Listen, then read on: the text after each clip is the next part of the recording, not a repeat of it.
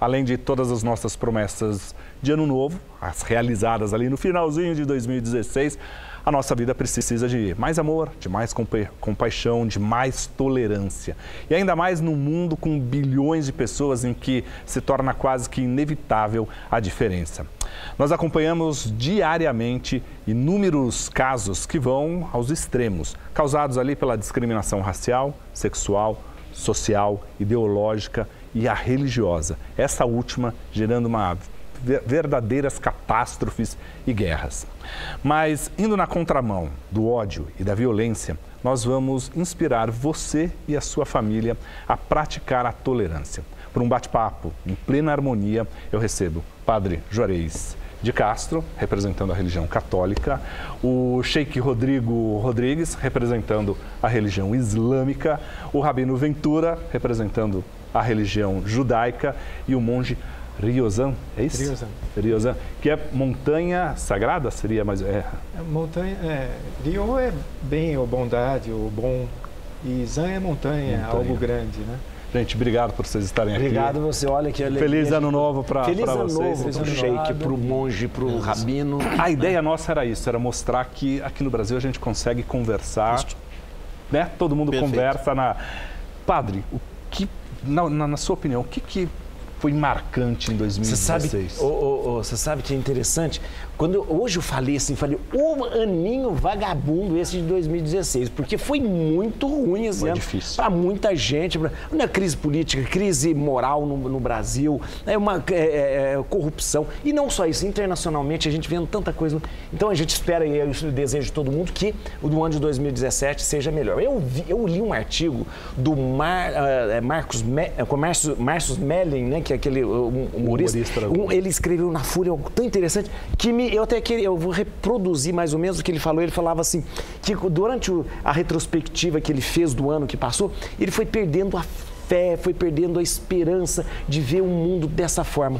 E ele disse um fato que fez com que ele repensasse tudo e fez com que ele retornasse a ter esperança com a tragédia, por incrível que pareça, algo muito paradoxal, com a tragédia que aconteceu com a Chapecoense, que mostrou para o mundo todo, não só para o Brasil, uma solidariedade, um carinho das pessoas com aquele que sofre, as pessoas unidas. Ou seja, aí ele dizia assim no artigo, naquele momento eu consegui perceber que a compaixão, né? E é bonito isso. Eu também comecei a refletir, eu falei, de repente, foi preciso um fato catastrófico para que a gente pudesse de novo repensar e até redescobrir essa fé que a gente deve ter na humanidade. Se uniu, né? Todo mundo ali uma coisa. Então, na verdade, teve muita coisa ruim no ano, mas teve muita coisa boa, bonita, que fez não só isso, eu estou dando como exemplo porque me chamou a atenção, mas teve coisas boas e bonitas em que a gente pôde se reunir em torno de algo para acreditar, para esperar. Eu acho que a gente começa um ano, começa qualquer etapa na vida da gente com esperança e com esperança. A gente falou aqui da intolerância e às vezes do preconceito. O senhor já sofreu algum tipo de preconceito? Por que as pessoas às vezes olham que, mas ele é islâmico, outro é muçulmano, outro... Bom, primeiro, salam aleikum, que a paz seja com todos nós. Feliz ano novo. E lembramos que os muçulmanos têm um outro ano. Os judeus também têm um outro ano, os budistas também têm um outro ano, mas estamos todos aqui reunidos, somos 2017. 2017 ano cristão. Vocês estão nos 5.000 e tanto? 5.777. E você? Também no 7. 1.438. 2.583. 83. Na verdade, o tempo é esse. É isso aí, Valente. Tá vendo? Agora. A discriminação, o preconceito, eu observo que ele existe, né?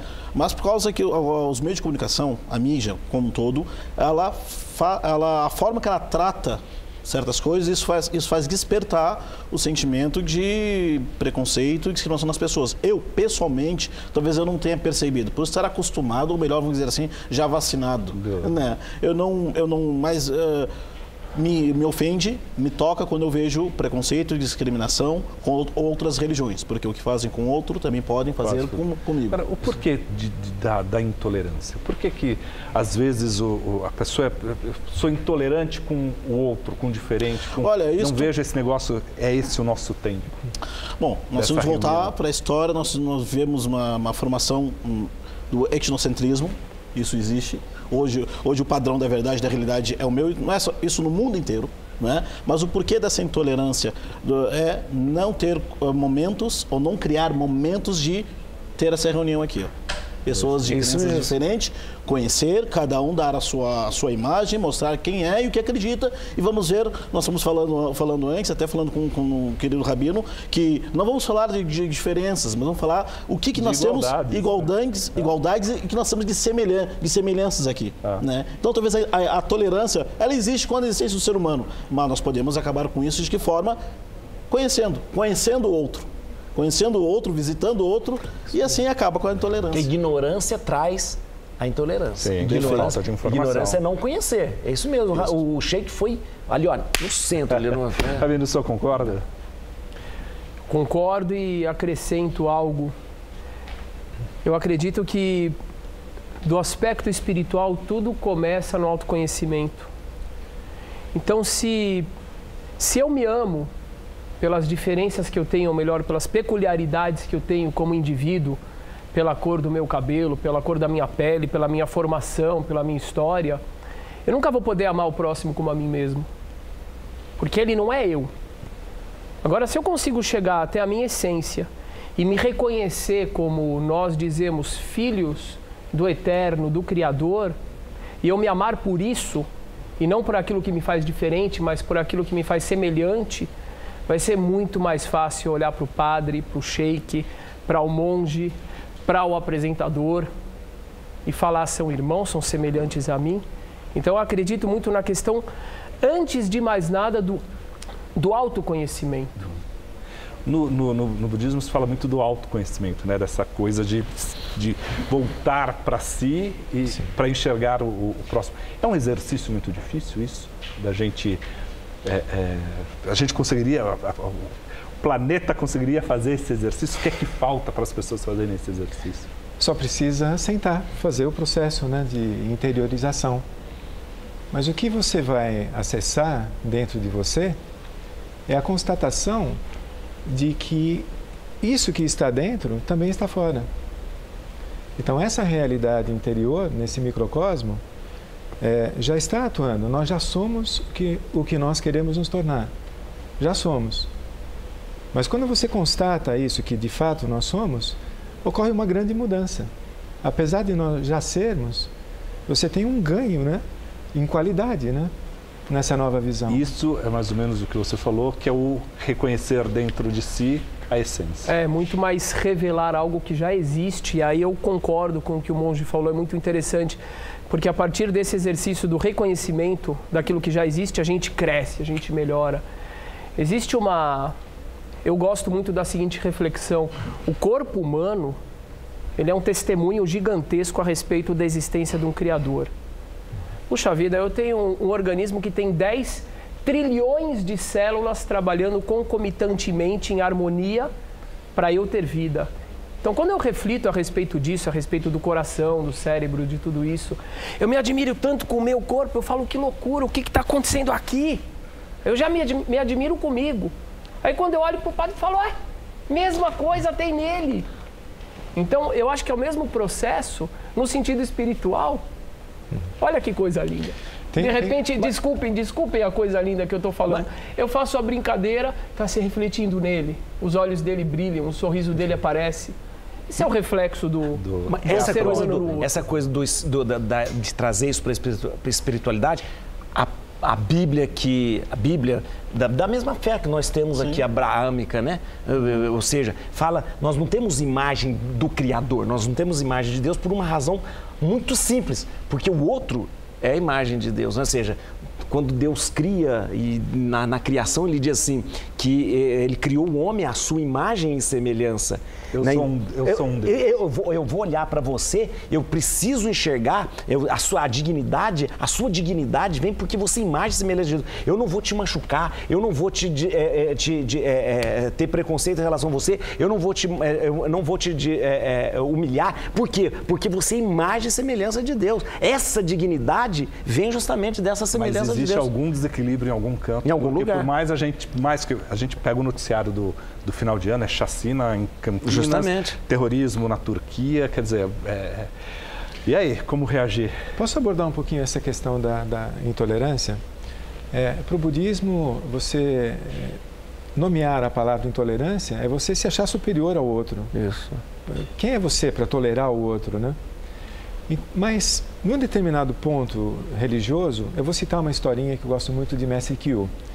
Ele dizia que na base da montanha existem inúmeras possibilidades de caminho, mas que quando nós terminamos a meta, subimos pelos caminhos, mesmo que diferentes, quando nós chegarmos no pico, nós vamos contemplar a mesma lua.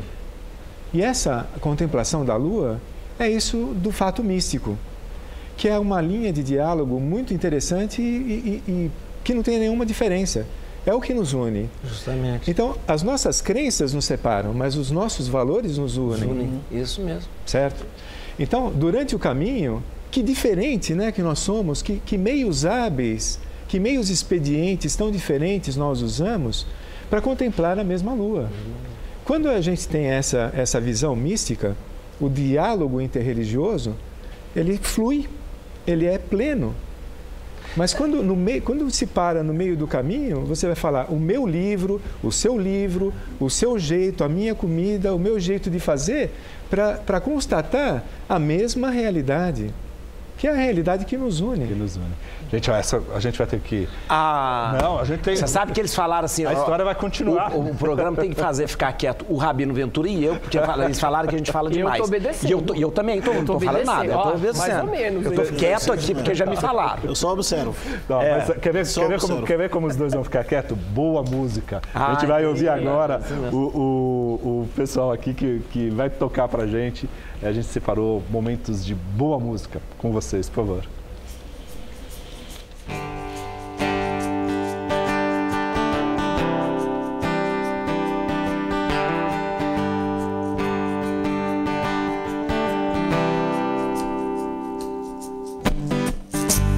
Imagine there's no heaven. It's easy if you try. No hell below us, and above us only sky. Imagine all the people living for today. Imagine there's no countries. It isn't hard to do. Nothing to kill or die for, and no religion too. Imagine all the people living life in peace. You may say that I'm a dreamer, but I'm not the only one. I hope someday you'll join us, and the world will be this one. Imagine no possessions. It's easy if you try. No for greed or hunger, a brotherhood of man. Imagine all the people living life in peace. You may say that I'm a dreamer, but I'm not the only one. I hope someday you join us and the world live as one. E seguimos com o nosso papo sobre valores, com belos representantes de religiões distintas e, infelizmente, de verdadeiros alvos para os discriminadores. Padre cristão Juarez de Castro, sheik muçulmano Rodrigo Rodrigues, o rabino Ventura, representando a religião judaica, e o budista monge Ryozan, né? É Ryozan, com esse E. Padre Sabe, você está falando de discriminação, essa coisa, perguntou para o sheik, mas todos nós, líderes religiosos, acaba sofrendo discriminação de alguma forma. De alguma forma. Alguém que não gosta, alguém que... tem sempre piada. Eu de judeu, tem um monte de piada de judeu. Mas a gente conta ele me conta tem piada de padre? Piada de padre? Nossa, mãe. Sem graça. Judeu é sempre mais engraçado. De cheio. Olha, quem mais... Eu acho que... dízimo. Joga pra cima, o que cai no céu, o que ficar no céu é do padre, essa é o conselho do rabino, do que ficar do... Bom, vamos deixar a piada já. Esse ano o Papa se reaproximou ali do Papa Francisco, da Igreja Russa Ortodoxa. Isso. O que isso representa? Na verdade, se você for ver, o Papa tem sempre buscado esse diálogo interreligioso, diálogo ecumênico. É interessante falar, quando a gente fala diálogo ecumênico dentro da Igreja, é sempre entre os cristãos. E o diálogo interreligioso é quando a gente tem um diálogo com outras religiões não cristãs. Né? Nós estamos aqui num diálogo interreligioso. E o Papa tem buscado sempre o diálogo interreligioso, o diálogo ecumênico, e ele tem se aproximado mesmo das religiões mais históricas, mas o Papa teve encontros bonitos com o rabino chefe da sinagoga em Roma, com os muçulmanos. O Papa, ele tem um grande amigo que é pastor evangélico, né? Então o Papa Francisco não tem essa dificuldade, mas a Igreja também desde 1968, 69, tá? Quando logo saindo do Concílio Vaticano II, essa reaproximação foi algo muito, muito querido pela Igreja. E a Igreja tem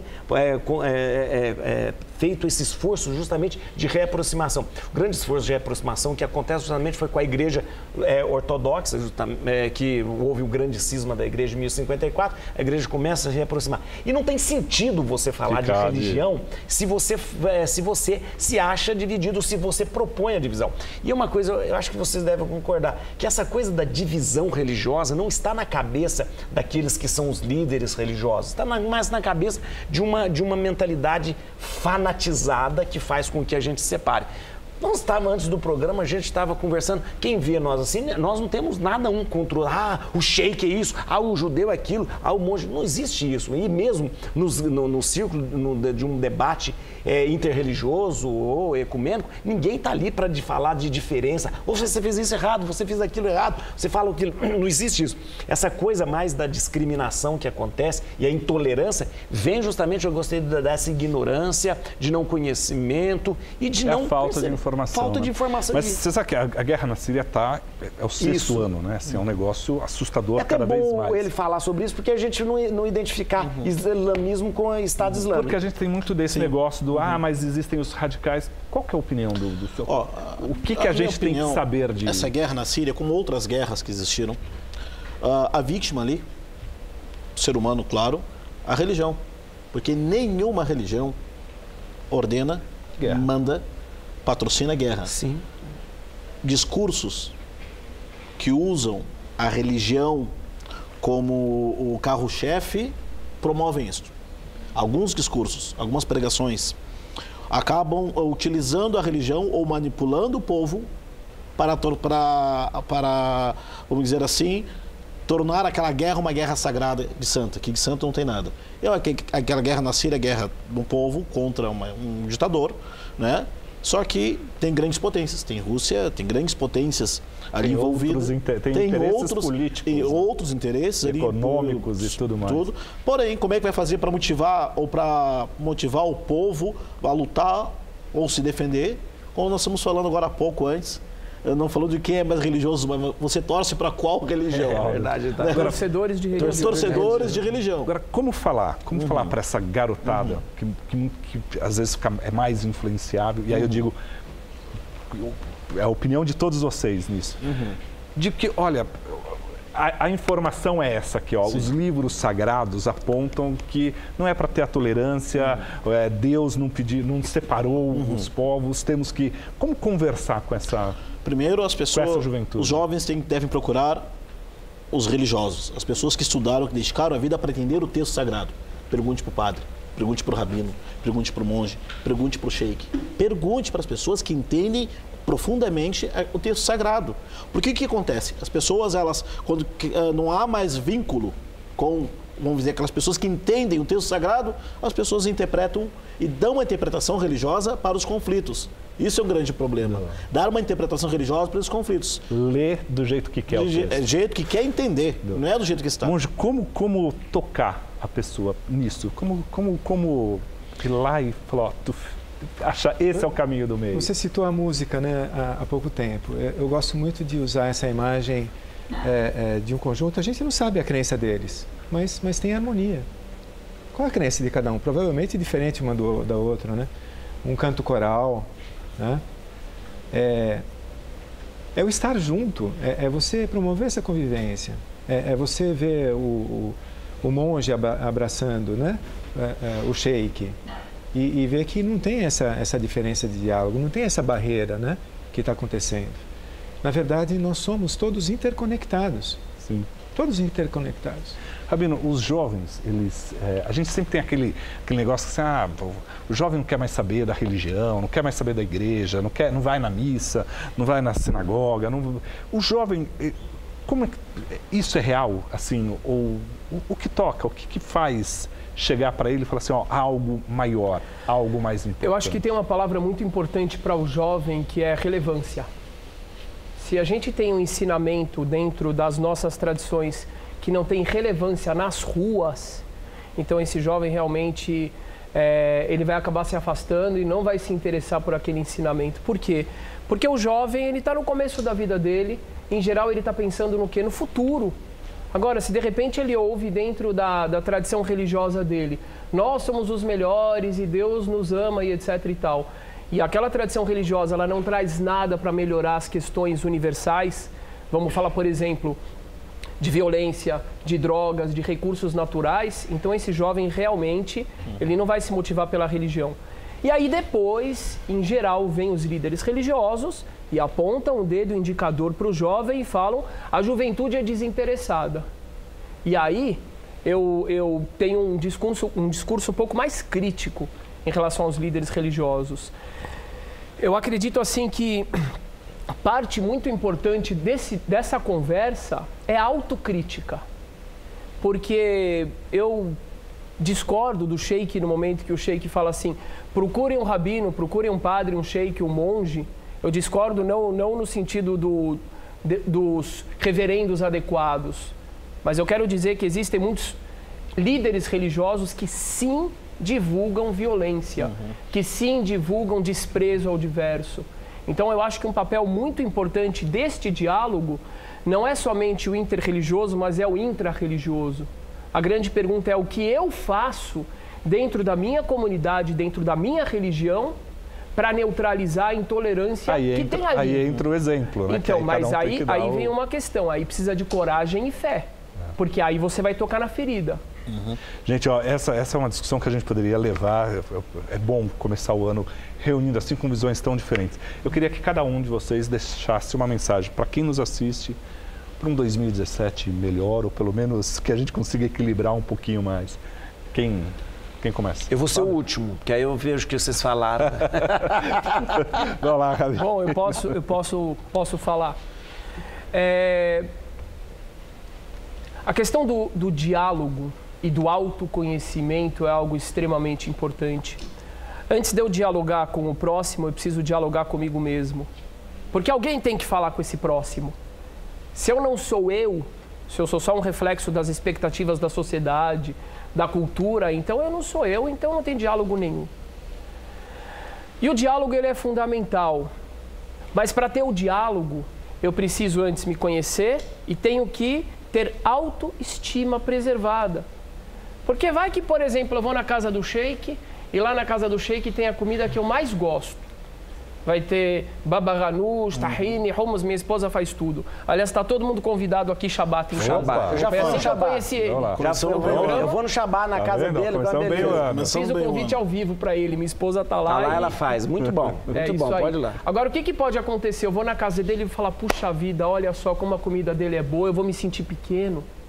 Ou eu vou ver, sei lá, a forma serena como o monge fala e eu não chego aos pés dessa serenidade. E aí eu posso começar a me sentir ameaçado e o que vai acontecer? Eu vou começar a atacar o próximo, como mecanismo de defesa. Eu preciso compreender bem o que há de grandioso em ser judeu. Eu sei muito bem isso. Então, na hora que eu chego perto do padre, do sheik, do monge, eu posso apreciá-los em sua grandeza. E eu não vou me balançar absolutamente nada, porque eu conheço a minha grandeza. E eu acho que isso é uma coisa que falta demais. As pessoas acabam focando demais a sua identidade dentro daquilo que ele não é. O outro é mau. E você é o quê? Para completar... Que é o que o monge falou da intolerância. Quando você fala que existe a intolerância, você está olhando de cima para baixo. Exatamente, eu sou o quê? E eu queria completar com um fato muito interessante que aconteceu na nossa casa. Eu falei que ele fala demais? Falei.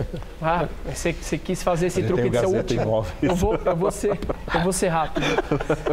A gente, graças a Deus, tem o costume de receber na nossa casa pessoas das mais diversas realidades, como o nosso pai Abraão. Assim é. E no Shabat passado, veio em casa um pastor Moisés, que era ladrão. Ele era trombadinha. E ele contou pra gente toda a trajetória dele, como é que ele foi na Fundação Casa, como é que ele foi preso, etc, etc, com todo aquele linguajar, toda aquela gíria, todo aquele dialeto, etc e tal. E no final das contas, o que mais impressionou é que o que ele queria era só um abraço. Ele só queria o carinho do pai, ele só queria o carinho da mãe que ele não teve. E isso ele teve dentro da congregação religiosa. E nesse momento você olha e você fala, puxa vida, quer dizer, aquele mano lá que está me intimidando, querendo guardar o meu carro e extorquir dinheiro de mim, de repente ele não quer extorquir coisa nenhuma, ele não é mau, ele não é nada disso, ele só quer um abraço. E com isso a gente acaba resolvendo muitas coisas, chegando perto desse outro. E para completar, está escrito na Torá, e todas as religiões acreditam nisso, amarás ao próximo como a ti mesmo, em hebraico, ve'ahavta l'reacha kamocha. Uma vez me perguntaram, mas Rabino, e se o cara não for próximo, for distante? Eu falei, chama ele para perto, que ele vai se tornar próximo. De perto, todo mundo é muito mais próximo. Monge, a sua mensagem. Eu acredito que é possível, dentro de qualquer momento histórico, você ter uma plenitude de paz, paz interior. E que essa paz interior não são precisos muitos elementos para que contaminem a todos, né, nessa paz. A gente tem tantos exemplos, né? Jesus viveu num momento político tão conturbado que os romanos entravam nos lares e tomavam todos os impostos, né? No entanto, foi um momento histórico onde surgiu Jesus e que pôde transformar, né, tudo aquilo. A mensagem dele é viva ainda hoje. O momento histórico de quando viveu Buda também não era fácil, né? Agora, quem citou o exemplo do avião num ano tão conturbado, né, quanto 2016, que elimina essas diferenças, que mostram um povo irmão, né, a Colômbia, que promove esses valores.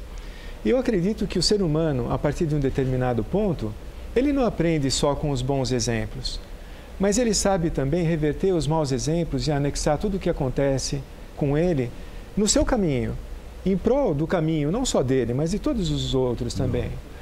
Sheik, para 2017, a sua mensagem. Bom, para 2017, começamos bem com esse encontro aqui, interreligioso, e o convite do Shabat do... O Shabat que ele faz, mas que é a esposa que faz. Que a Jade começamos bem.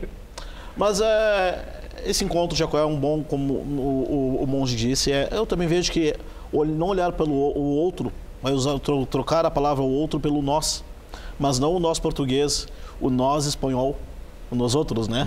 Nós e os outros, nós juntos, né? E também vemos, para começar bem esse ano cristão, né? É o ano cristão, é verdade. Nós estamos no mês 4, os judeus eu não sei que mês que está, e o budismo também.